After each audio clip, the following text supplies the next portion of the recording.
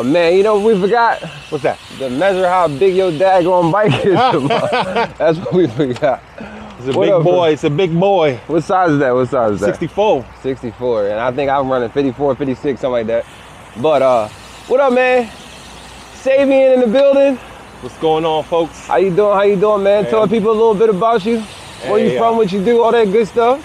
Hey, I'm Sabian. They call me Sabe in the cycling world. BlackPedal company. You know, and I'm originally from Trinidad. Born and raised.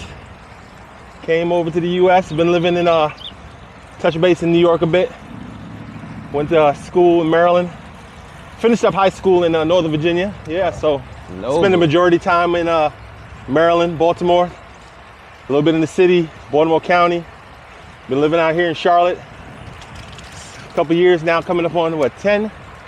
Other than that, you know, father, husband, and enjoy the outdoors. You know, being in Charlotte allowed me to get back, find the community, and started mountain biking, play basketball, of course. For those who wonder, I'm 6'7". Yeah, you gotta this man is a giant, bro. You can't keep guessing like, damn, how tall is he? Yeah, so.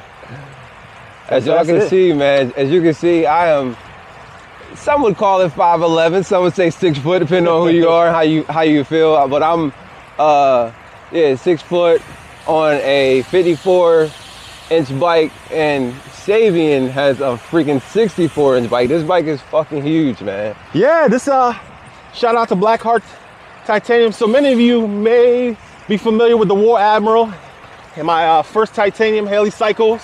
So shout out there, but custom geometry, what they call in the industry bespoke. And from there, like I said, I'm a big guy. I like to find things uniquely different. The boutique shops, and yeah.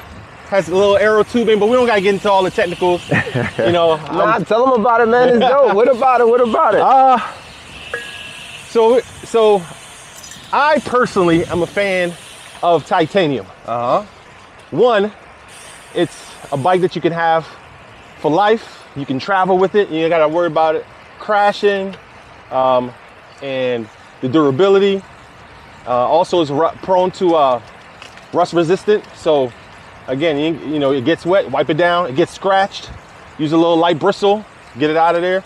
So again, straight, right? And left, we're going left.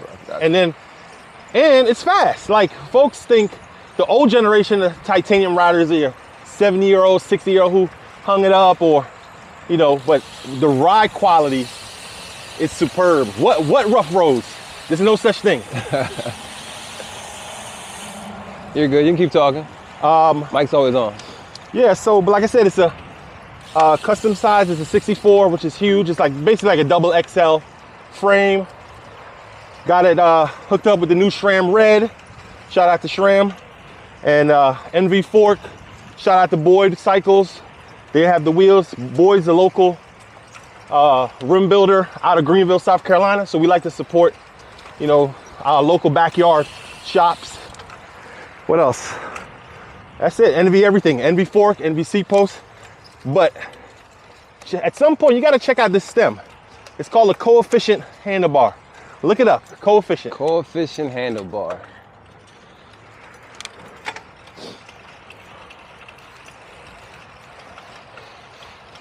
I'm gonna get a nice little picture of it right quick.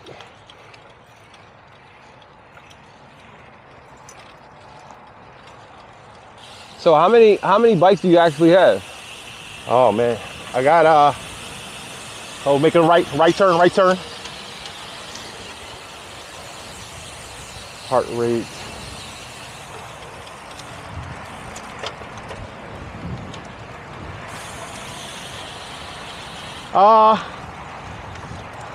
One mountain bike. So I started off mountain biking.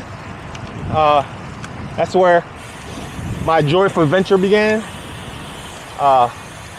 And got a Cannondale endurance bike. That was my first road bike.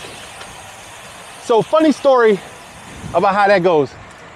During the COVID, folks was getting out, right prior to COVID actually, we saw the cycle community social rise So I take that mountain bike thinking I'm gonna keep up on the social ride with a mountain bike. Oh, when the hills came, I didn't realize what was happening to me, how I was feeling. Folks was like, yo, you know your bike's like 35 pounds.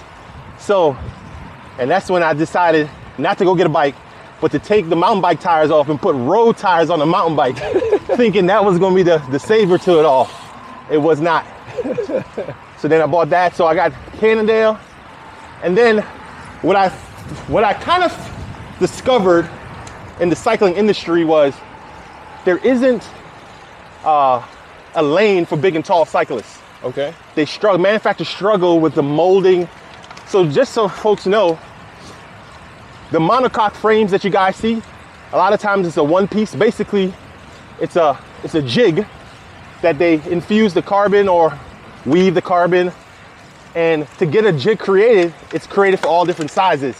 But because a lot of these jigs and these bikes are made overseas in Asia, you don't see too many 6'8", 9, 10 cyclists. So therefore there's not a demand to create a jig. And normally a jig costs about 30,000. Sheesh. 30 to 50 depending. Again, a big cast iron mold. Yeah, for sure. So that's why it's very hard to find manufacturers that can cater to folks over 6'4", 6'5". Sometimes they cap it at 6'6". You know, Specialized, Trek. But post that, you got to get custom seat posts made. So again, at the end of the day, once you get your custom a bike fit, everybody should get a bike fit. You know how to really get dialed in, be comfortable. You send the measurements off, and then they create a CAD design and send that back to you. And then from there, they begin the manufacturing process. So all that to say, I know, make a long story short, I have 2 titaniums. I got a shout out to Canyon Arrow Road. Hey, love that bike. That bike is beautiful. You guys will see a lot of that bike next season. I'm gonna throw a picture up on that one for sure. More coming on that. Season loading. Check it out. So I think that's what, 2, 3, 4, and then the mountain bike, so about 5. 5 bikes total. So Yeah. I've heard this an infinite amount of times from us black cyclists that a lot of information is just not availably ready in the cycling community. So we don't know what it is, and you're probably the 5th person I've interviewed who said the same thing. They show up to a ride with the wrong bike. Yeah. Nobody informs them, or one guy might, and then again, it's a unique thing because we're not used to spending that much money on something like that. So it's like a cultural shock. But I feel like platforms like this, platforms like BlackPedal, everything are different ways that we can inform, you know, the newer cyclists, or the ones who've been doing it for a while who just don't know about good and bads and what to do and what not to do in the sport of cycling. Yeah, so you're absolutely right. I felt like prior to COVID, so when I was mountain biking, and again, this is a transition into the road, you always see videos of the downhill, the mountain biking race, the trails. And then when I got into the road cycling, I wouldn't see videos. I would see videos of the races, some crit races, but you didn't know what that was. And what I have to admit, coming out post-COVID, there has been a big increase in bike awareness and media within our community. Right. Folks dropping content for us, you know, that's informative, helpful. And not only the bikes, but then also the events as well. The events that we should be attending or we should put on our radar. It's been informative. Before pre-COVID, you didn't see, I felt like you didn't see those. No, 100%. 150%. I didn't even know that cycling was a thing before COVID. And I know I'm just naive because I wasn't in this lane, but afterwards I feel like us not having the freedom of just being outside living our regular lives just brought way more awareness to the sport, to the community, to the physical fitness, all of it. Yeah. Absolutely. I know with my channel, and I'm not on YouTube or anything, so What's that saying? I kind of try to showcase what I'm trying to showcase is the riding within the community, but then also what kind of brings me enjoyment is sharing the tech, the gear, the equipment, the difference between Shimano, SRAM, Campioli, and the Campiolo.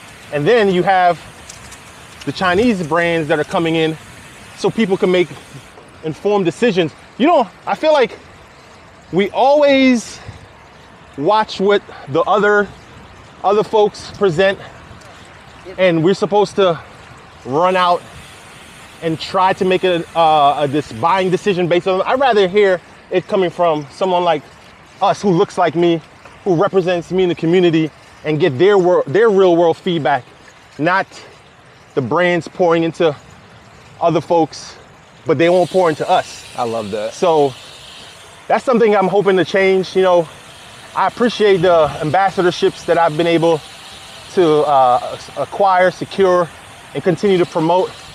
Shout out to SRAM. I love SRAM. I know those you Shimano haters out there, you're gonna have a lot to say, but I feel like SRAM's in the community as much as they can be. Shimano's not in the community. So obviously that's part of their community initiative. But like I said, I'm just happy that, we all play a part in, bringing informative information and ideas and real world feedback to us. 100%. I feel like that's also what this is for too, though. Like, that's a part of Purposeful Conversations.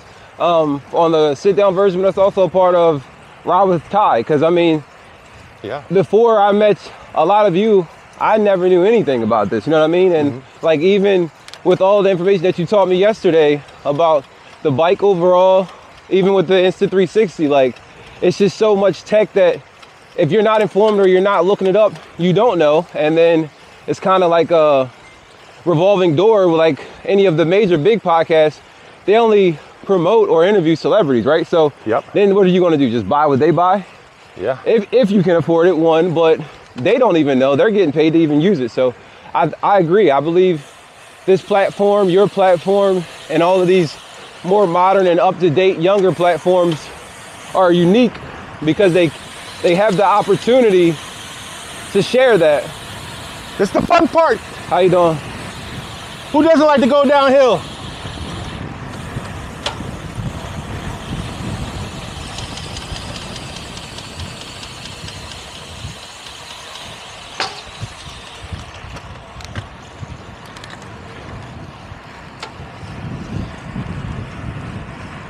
We couldn't really open it up.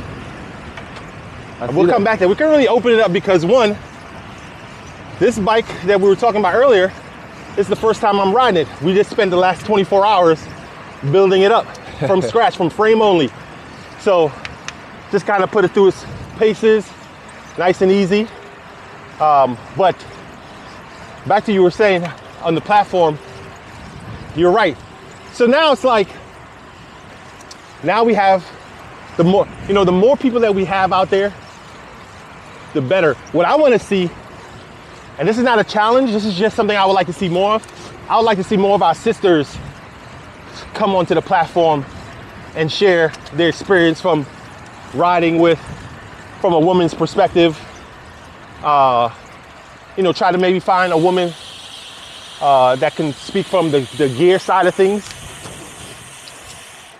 Because, truth be told, it is male dominated. So it would be good to have that platform be extended and our women feel comfortable in that platform as well. 100%. Not just being in somebody's video on a ride per se, So that's what I like to see more of. So speaking of that, we're going to skip forward to what you have going on in Charlotte. So you joined a group called KRT QRT, right? Yes, sir. And you branched out and y'all have the Charlotte chapter, and it's been going very successful. Tell us a little bit about how you got into KRT and how it transitioned to you saying that you wanted to have a chapter of it. Yeah, so great question. So I think about 3 years ago, me and a couple of good friends of mine, shout out to Brockett, Corey Williams, the real Corey Williams, you know who you are. We came up to, and now I'm breathing because we're going up a little climb. Hey, it's all good. We came up to a Royal Weekend. In Philly? In Philly, yeah, and it was just to go up there and just see the cycling community as a large. Met so many people, folks from all over the tri-state and the South that were there. And then we were driving back and we were like, man, how dope would it be to have something like that in Charlotte? That energy to be built from the ground up, where everyone is included. Right. Oh, we're slowing down. We're slowing. We're gonna make a come in here, bust a U.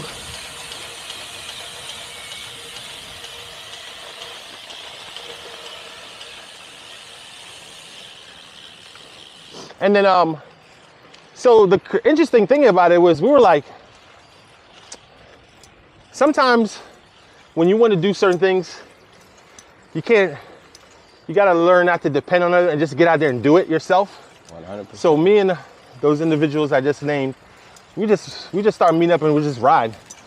We had joined KRT maybe almost a year later. I remember the weekend it was doing the Ride Divine. It's a big event here in the North Carolina region, Ride Divine, and we became members. And then it was just 5 of us. And we would just come back home to Charlotte and just host rides. One thing we didn't realize it was going to morph into was how valuable consistency was. One thing that we pride ourselves on is I want to ride. My why is my why. And because of that, I'm going to ride. If I say I'm riding here, or me and the guys say we're going to ride here, if 2 of the guys back out, that's okay. I'm still riding here, this location at this time. Anybody who wants to join, you're more than welcome. And my wife Jay, she was there, and we just started riding. And folks just, you know, that concept, you build it, they shall come. But if you build it correctly and practice what you preach, they'll support and follow. And that's so. And then from there, we just, you know, we had a conversation. Shout out to Karan, President, CEO of KRT. But a lot of the conversation actually started with my guy Tay Dozier out of Virginia. So Virginia hub chapter of KRT was already established a year prior. So I reached out to Tay. I said, you know, Tay, what are some pitfalls? What was the experience like? Because, you know, before venturing down such a road, you kind of want to hear how's the experience in other cities, not just out of Philadelphia, but in Virginia. And it was, nothing is rose, nothing is perfect. So, you know, he provided some good insight, some wisdom for me to consider. I then turned around and shared that with some key individuals. And then from there, we originally actually pitched it to Karan. He said no. And then a year later, because I mentioned I joined a year later, right, he was open to the idea. And then from there, we just had rides. And then the rides just continued to grow. But one thing about the rides, now we're about to go over the hill. One thing about what I've learned was, and to give folks a little background, I came from the social riding scene. So we were definitely social riders. But because of the consistency each day, I think we used to ride 3 days a week. And I swear to you not, we never canceled a ride unless it would rain. And to this day now, we're coming up on 2.5 years. We don't cancel rides unless it's raining. Obviously, heat advisory, we implemented if it's too over certain temperature. If it's cold below 38, we don't ride. But so we implemented those things, and it allowed the club to grow. I think right now we're at 71 roughly members. 71 members in 2.5 years? Yeah. That's crazy. That's amazing. And one thing I always said, and we have communicated, was the reason why the consistency was so important. We wanted to have a club that you, family reasons, work reasons, you had to step away from cycling. Folks come back, folks enter in the sport, return to the sport, temporarily step away. You don't have to wonder who's riding today, where's the ride at? Oh no, KRT, QRT, the Charlotte hub, the ride is on. The ride is gonna be the ride. The ride's gonna be the ride, and there's gonna be somebody there. Blind corner, good people. That's how it's supposed to be. Like, I mean, just because, like, I mean, that's how a big business works. Yeah. Reliability is everything. Exactly. And reliability breeds consistency. Consistency, you know, is what people love to see because that's what makes them interested in whatever you're actually promoting or selling. Yep.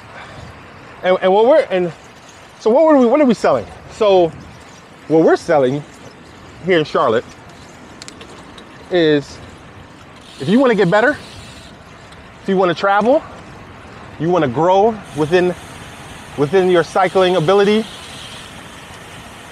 that's what we're doing. Because one thing we also proud, we don't recruit.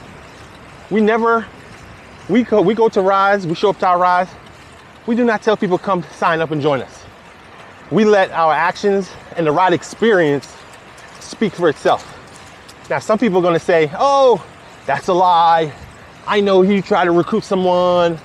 You know, it's not, I don't consider recruiting, it's, if I need assistance or I need help with something, I don't have a problem reaching out and asking for it. And I'm not here to try to sell somebody on an idea or a dream, but what I will do, we're going straight, is I'm a straight shooter. I'll put the cards straight on the table and let you know, what are we trying to do? We want to be successful. Where do you want to go? Wherever the bike takes us. We don't want people to feel intimidated. Oh, I can't go do this. I can't do that because of this. Let's remove the roadblock in your mind, the limitations, and let's work together and get better. And then from there, you can ride wherever you want. Jamaica, Dominican Republic, Japan. Not only, cycling shouldn't have to be a backyard little dot in your hometown. It could connect you and you can cycle anywhere. And with the right people, guess what? Now you have a team of folks that you can rely on who will roll with you and experience that as well. And I feel like that's what KRT has allowed, not only in Charlotte, but in all of the hubs that we've touched and impacted and learned from. Philadelphia, Virginia, folks in New York, LA, Savannah, Georgia, to name a few, and Atlanta as well. That makes complete sense, bro. Because that's what it's supposed to be about. It's supposed to be a family, a club, like activities, rides, friendship, you know what I mean? Not necessarily a job, a freaking profession.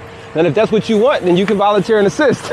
But that's not what it's intended to start off as. So I agree 100%. Yeah, I feel like if the cycling is supposed to be an opportunity that brings people together, then let it bring you together. Not, I'm gonna show you the ride, get in the car and leave. Yeah, I don't like how the ride went, I'm gone. I'm not coming back because the ride was too hard, or it didn't make it right, or we get on this path, follow this path around the water. I got you. Head back down. Or it's too intimidating. Like, we've been there. We've all been there at some point. You show up to a place that you feel like, man, I'm out of pocket for even being here. Yeah, for or, sure. I don't belong here. No. What we can do is find a lane within that so it can be enjoyable. Completely understand. So, you know, making it right. Yeah. One thing I've learned, you good? Yeah, you're good. One thing I've learned being part of the leadership team here in Charlotte is we spend a lot of time trying to satisfy and make everyone happy. And that's a very hard thing to do. It's different than say other organizations, fraternities, sororities, because everybody's bought in voluntarily to a common cause, you know, that how they live their life by. Right. I feel like with cycling, it brings so many different, you know, so many different characters, mentalities, old mentalities. So one thing I've learned is everyone has some type of, you know how they talk about trauma? Right. And I feel like that's evident in cycling. You've had some bad experience that's so much that, oh, I've invested in this, but now I don't want to do it anymore because of an experience or something that didn't go as well, right? So we got to be empathetic to that. I understand that. Absolutely. Hold on, we're going through some sound here. How you doing, sir? So making a left turn. Left turn, got you. So you, one of the greatest parts about KRT is kings and queens rule together, right? Yes. So Charlotte has 75 members. Yeah. How many? I mean, I don't know if you know the specific number. Yeah, we do. We okay. got the number. Yeah. Too easy. So Yeah. how many women do you have and how many men? So the club has about 43% women. So roughly like 30 something women. And listen, the women has been, it's taught me patience. They have taught me patience. They've taught me understanding, because the women, I love our women. Our women band together so much that they host QRT monthly rides. Right, straight. Got you. Each month. It used to be every 2 weeks last year. This year, because they're trying to find, one, ways to promote women's cycling, led by women, led by our queens. And they do, and they enjoy the fellowship afterwards as well. So, you know, kings are welcome to be on the ride and support. We ask that the kings stay in the back and sweep. But to see where they came from before, when we all started, to where they are now, I'm amazed. You know, it's one of the proudest moments to see. Especially my wife, she rides as well. She's one of the ride leaders. She's also part of the leadership team, and the ideas that they come. That's one thing I can say. A lot of the things that we do is because of our women. The continuous opportunities to have some type of workshop. Hey, we should consider doing this. They level set with us that instead of always looking at cycling one way, have you also thought about what this will look like? You know, have you made considerations to the routes, to the rides, that women are going to be on the ride as well? You know, and That's a so great many way. times we overlook that. We just thinking, all right, here's the distance, here's the speed. Yeah, let's go fast. Right. So, but as a result of all of that, we birthed Queen's Day out of Charlotte, and it was so amazing. I remember when we got the call to say, hey, let's we're running. The idea was being passed through to us, and we're like, okay, women-led event, supported by women, promote women empowerment on and off the bike. I don't believe to this day there is another event similar to it. And the King's support, we cook, we road marshal for the Queens. I think the first year, which was last, we had 85 participants. This year we had 187. Jesus. So the event's 3 growing. times, right? Almost, basically. Yeah, and we even added more rides. So we had a 25, a 40, and a 60. Again, all led by women. The men road marshaled ahead. They played their position within the peloton and in a supportive role. But the women didn't need support. They had it. And women and just kings, queens, cyclists in general came from LA, New York, Georgia, from all over to come participate. And from the feedback that we got from our survey, they enjoyed it. They enjoyed it so much that we plan on running it back again next year. We're just trying to identify the right dates, the planning. It's going to be even bigger. What time of the year is it usually So it's usually in June. But I know so one thing is, I don't think people understand the magnitude, the resources it takes to put something like this together. They don't. It's not just, oh, they just dropped the ride and charged money. No, we had swag bags, shirts, welcome kits, the food. You know, it's a coordinated event, and all the committees were ran by our queens. They assigned us, they pulled the additional resources, assigned tasks. Again, we take a lot of the workplace structure, that experiences that we all have learned over the years, and all we're doing is just applying it in cycling, so it's a nice, smooth transition overall. I love that, bro.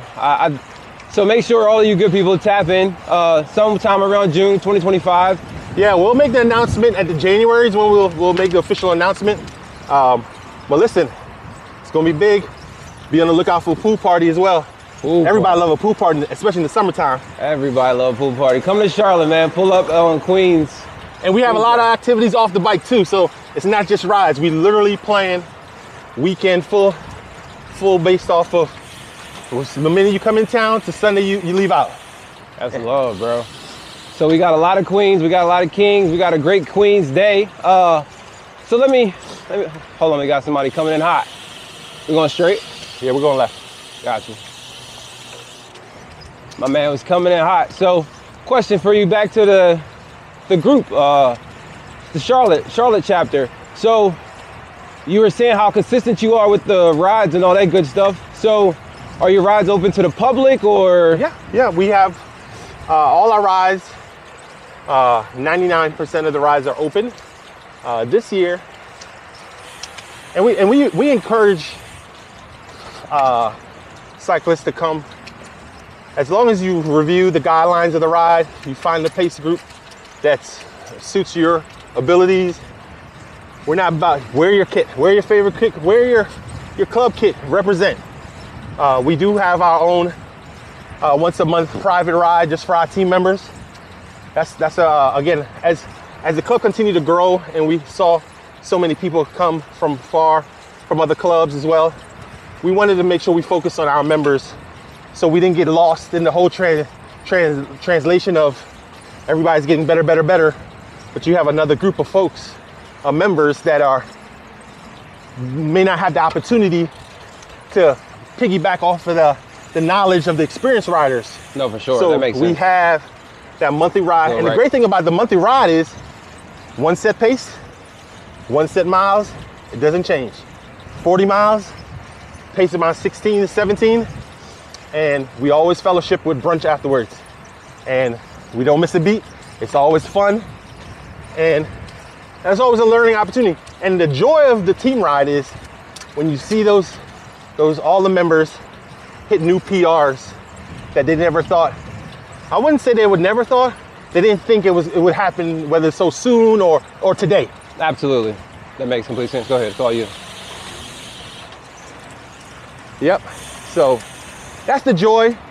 You know, we do ask our experienced riders to sacrifice to sacrifice a Saturday and give back to the club. And once somebody told me, Dale, shout out to you, Dale. He said it. Somebody took the time out to do it for me way back then. Mm-hmm. It's only right that we do it and pass that knowledge and that whole ride experience on to the next wave that's coming, because guess what? That person will eventually get better. They will eventually get stronger, but you don't want them to be selfish with that knowledge. No, absolutely. Based off of past experience. So they'll always remember the good experience. You know, we're always so quick to always recollect the bad. You pour more good into it, that's what will come out of it. That makes complete sense. I love that though. Always giving back, taking care of the people, because you never know who's actually watching you. That's what's so great about what you do. That's so great about what I do. Who they're watching, and somebody had told me this. Shout out to you, Carter. You know the Carter I'm talking about. The success of the club, or any club, it's not the A riders and the B riders. It's the social riders and the C riders, because they're the ones that are more keen to have someone they can invite that's close to their level to join them. One turns into two, turns into three. That is very If you're true. already an A rider, or again, we know there's this classification, race, A+, all these different, but point is, if you're a more experienced rider, you may not be able to touch another readily available, another experienced rider and bring them to the ride because they're already out there. Absolutely. But someone comes home from a social ride or being successful on a Saturday ride, they'll be more inclined to tell their girlfriend or male friend, listen, you should come out and try this thing. It was fun. If I can do it, exactly. and you know, yeah, it's work, you can do it too. So the entry point is is more accessible for that type of rider. Which then means when, you know, again, they multiply a bit, you know, they invite a friend and then they invite another friend. And then the group just keeps growing. Yep. And then you're ginormous. No, that's actually dope. Charlotte's doing their thing. How you like this trail? I think the trail is dope, bro. So this is one of the Little Creek Greenway. This is very known to Charlotte, very big trail here in Charlotte. Connects us to South. We were in South Carolina. Oh, sure. We're coming through North Carolina, and it takes us all the way up to the north side of Charlotte and back down. So up and down is about 22 miles, but this is a great opportunity. It's relatively flat, not a lot of huge rollers. I mentioned this trail because you'll see the whole entire community running, cycling on this trail. Folks getting back into riding. This is the place that when folks decide they want to start cycling, this is where they come to, this trail, because they're not as comfortable on the road. You'll see everybody has spent a lot of time on this trail. I use this trail a lot coming back off my injury when I crashed. Yeah. And shout out to the Kings. They would come out here with me and just spinning my legs, you know, because coming off of any injury, you always have this hesitation or, you know, PTSD on the bike. 100%. And this was a safe zone, safe place. So I always definitely come and enjoy laps here, get a good training ride in. Shout out to the Zone 2 riders out there that's in base training right now. Yeah, one of the greatest parts about the fall or going into the out of the season for cycling season interviews are that I get to do training rides with whoever I'm actually interviewing. And it's actually dope because it might be Zone 2 or people that I ride with are way more stronger than me. However, they just take me along and I get to get on their journey. Like, this whole thing is amazing because I get to embark on the greatness that they have going on. Oh, this is pretty cool.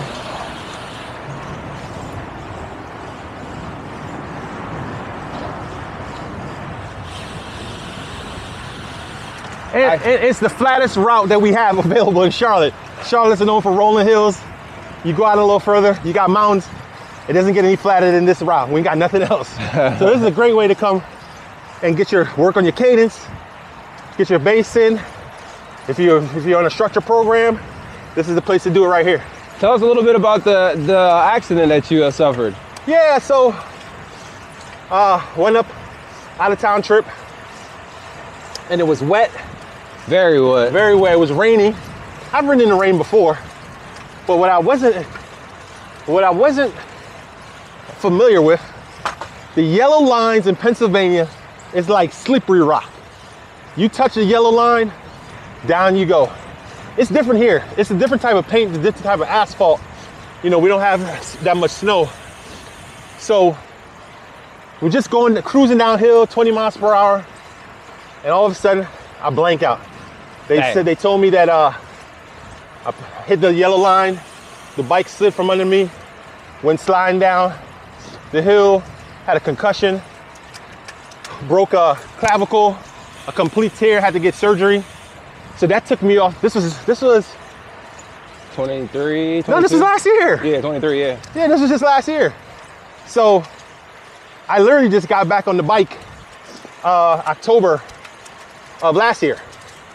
So this technically has been like a real full season of cycling coming back. So, and the comeback, the journey was tough. The rehab was definitely tough. Just being off the bike for, you know, at that point in time, prior to my accident, I was the largest I ever was. So I'm 6'7", as I mentioned.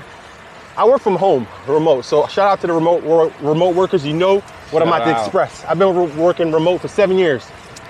And as a result, put on a lot of weight.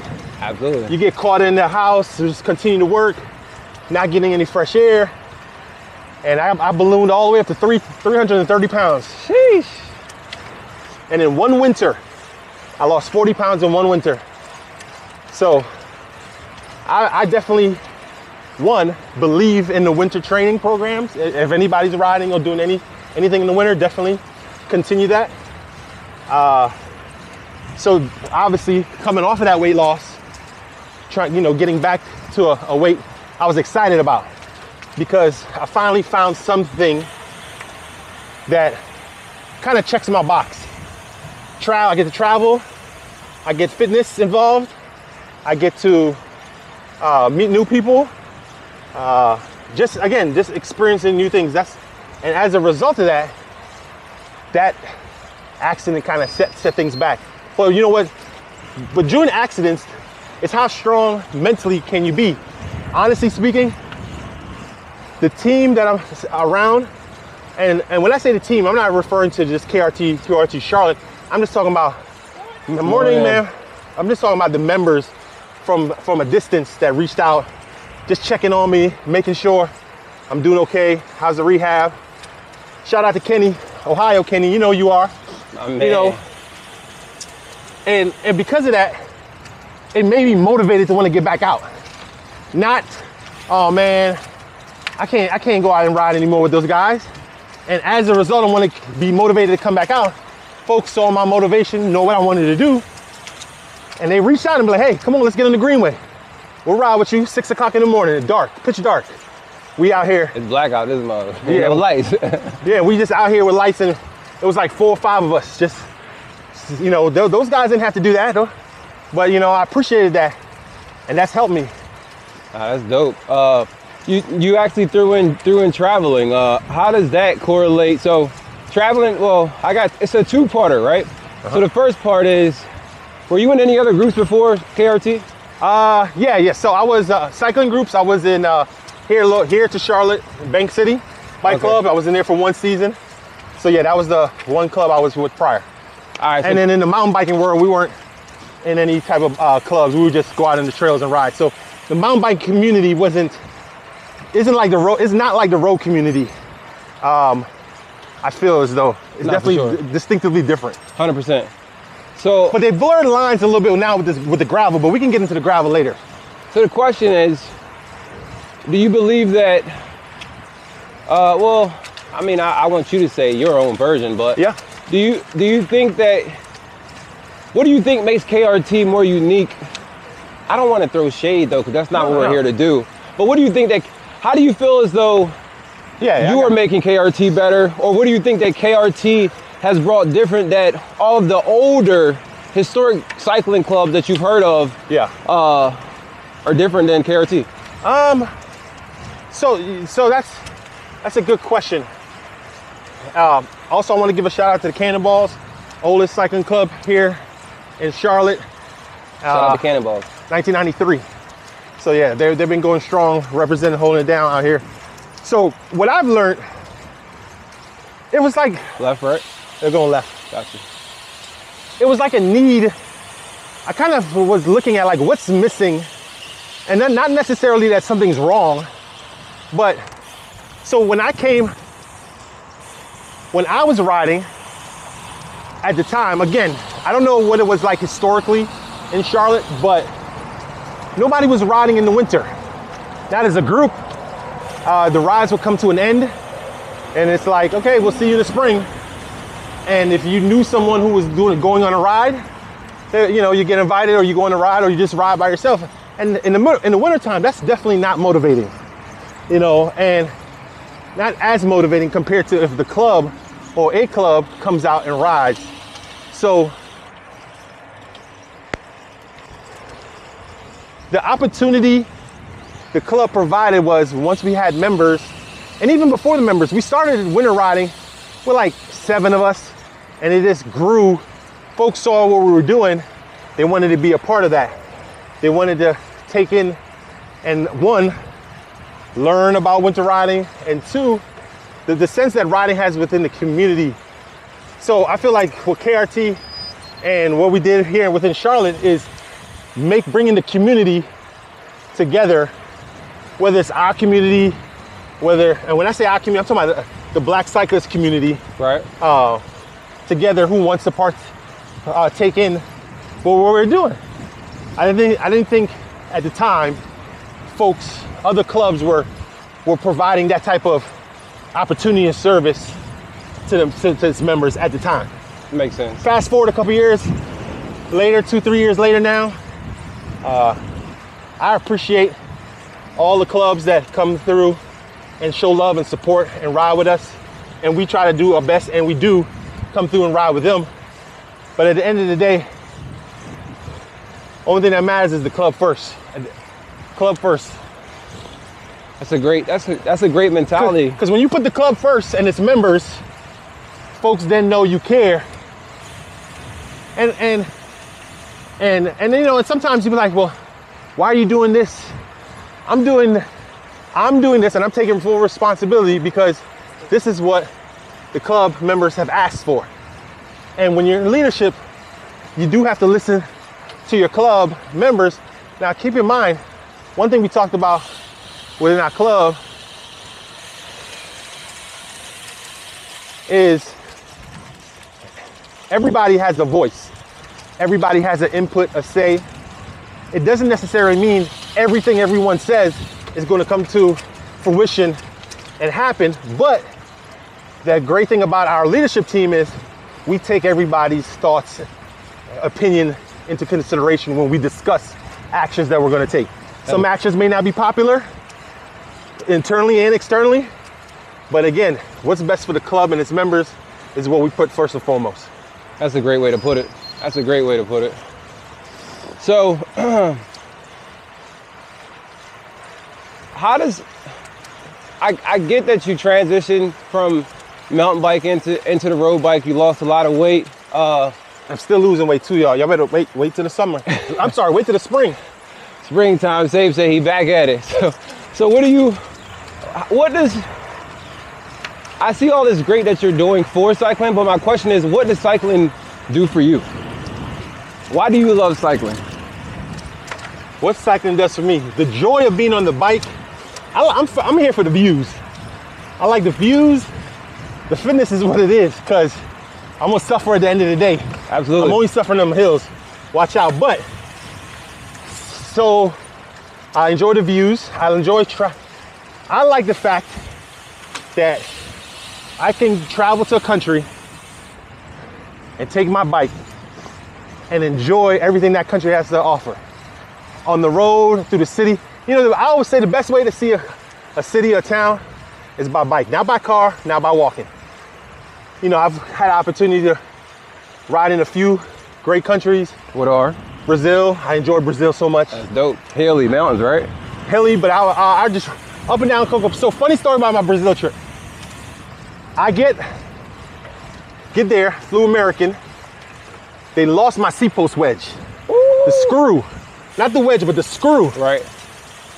Found a Cannondale supplier bike shop.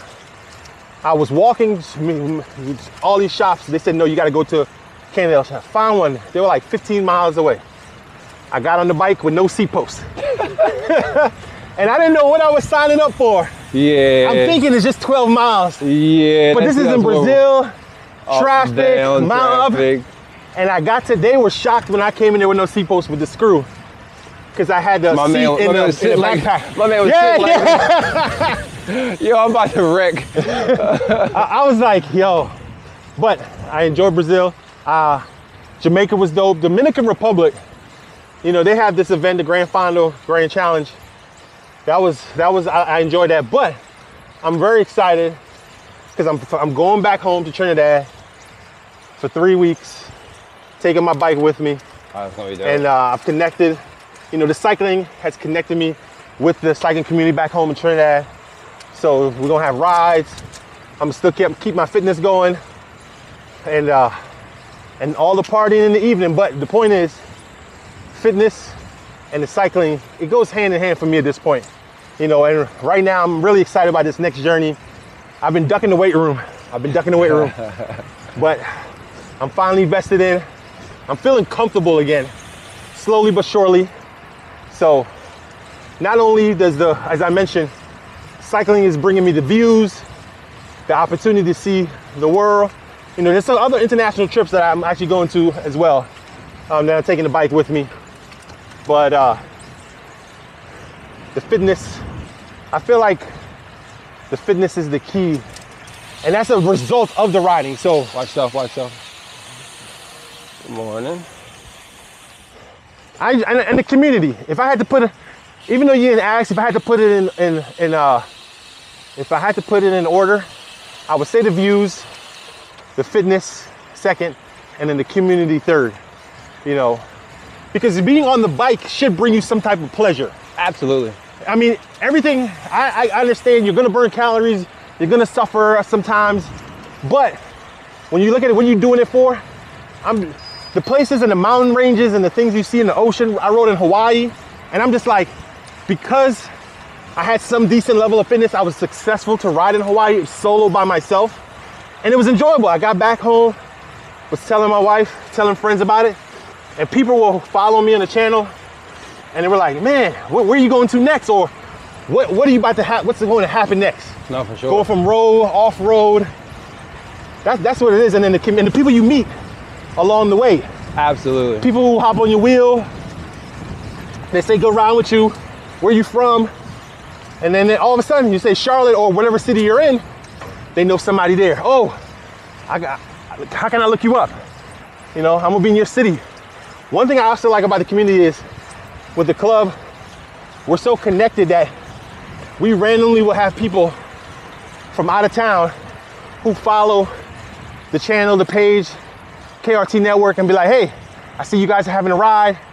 I'm gonna attend. And it's just dope meeting people and the feedback they give you. For sure. The random, oh, I'm just traveling. Hey, I'm gonna be in Charlotte for 3 days. Are y'all riding this week? Yeah. Or, you know, so on and so on.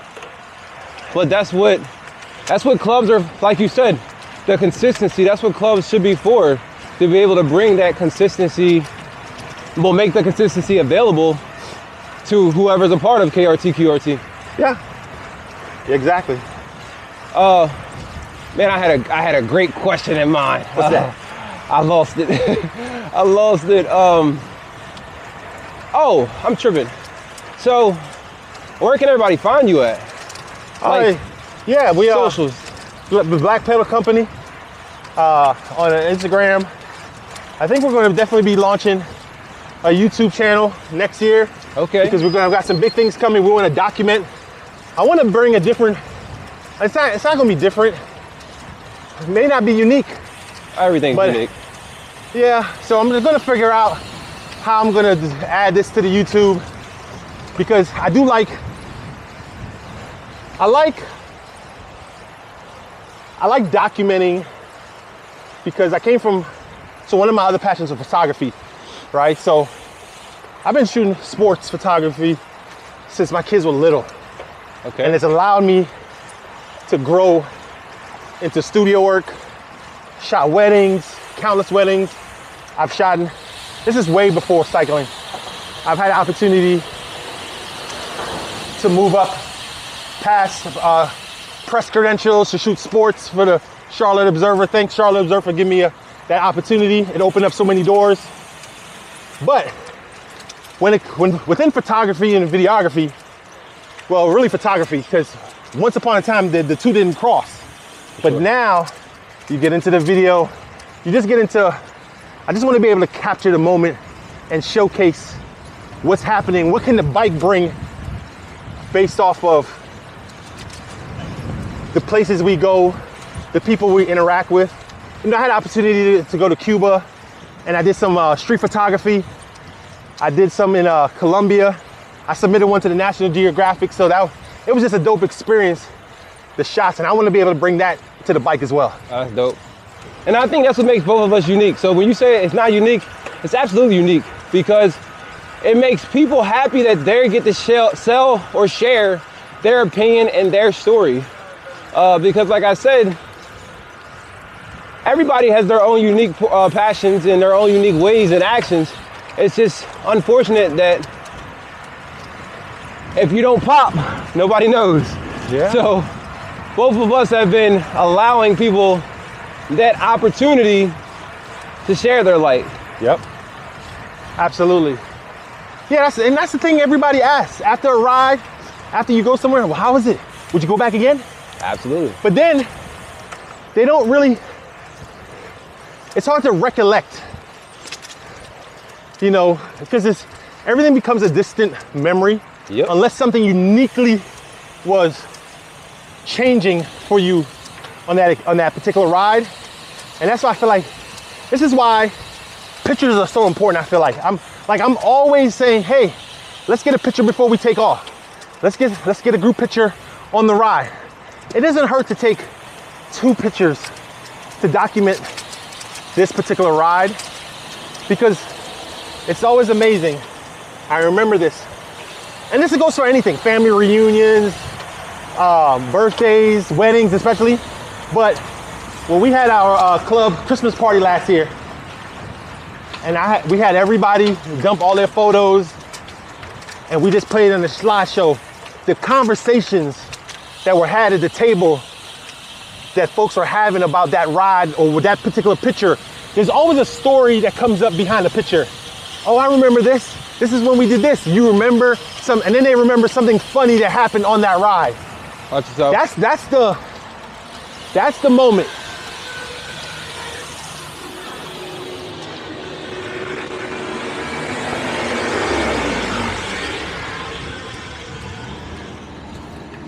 We got bikes back.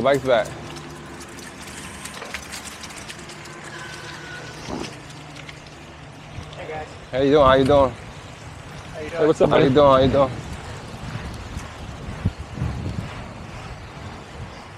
But yeah, that's the moment you know it was all worth it. Just to take that moment and capture those memories.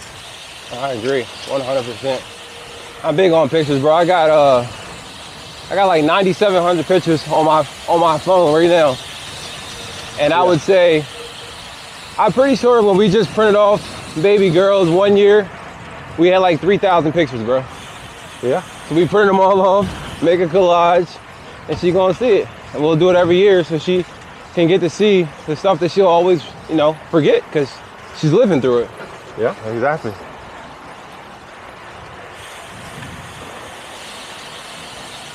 What about you? What's the, I know you kind of alluded to it.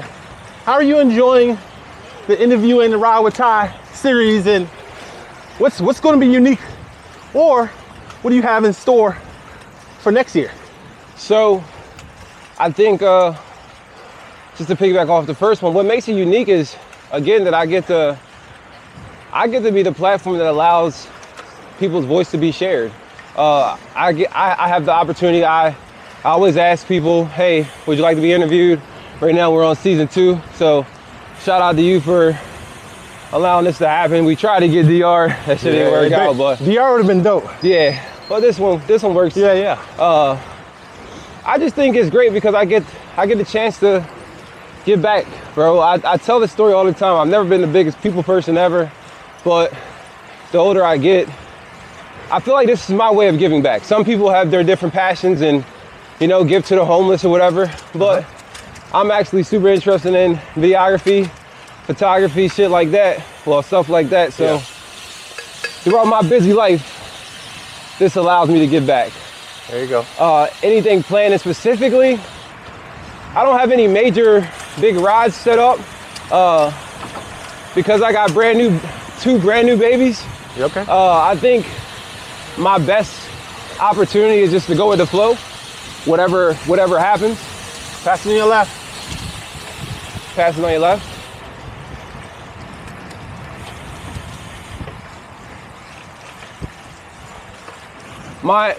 Mine's more like just go with the flow, whatever happens. But the goal, man, is to at least do 4 interviews a month. That's my goal. Oh wow, okay. 4 interviews a month, so I can just have a plethora of content to post, but also allow people to share their light. But for all the good people that follow, we don't lose, the attention of the viewers, but also just assisting. Yeah. I don't have a lot of time. like the saying is, I got a lot of love, but I ain't got a lot of time. So again, this is just my way to, give back while I can right now. And still be a great father, still be a great friend, and keep playing soldier for the next decade or so.